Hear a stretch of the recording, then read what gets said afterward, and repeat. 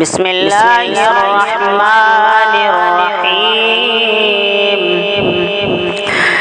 تبارك الذي بيده الملك وهو على كل شيء قدير. الذي خلق الموت والحياة ليبلوكم أيكم أحسن عملا وهو العزيز الغفور.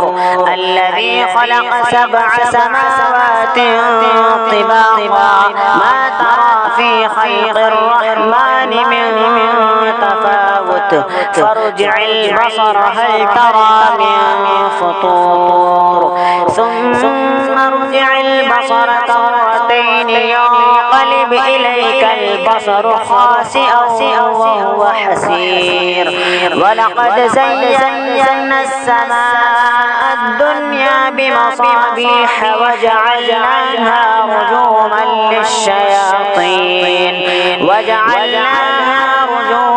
للشياطين وأعتدنا لهم عذاب السعير. وللذين كفروا بربهم عذاب جهنم وبئس المصير.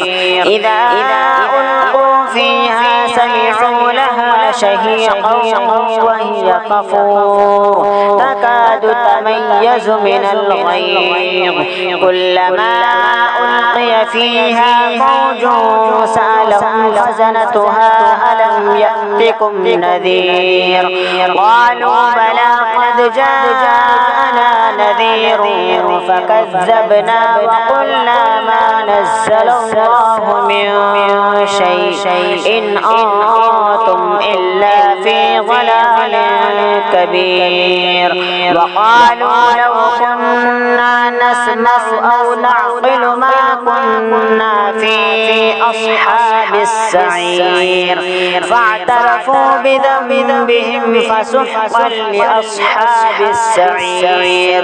إن الذين يخشون ربهم بالغيب لهم مغفرة وأجر كبير.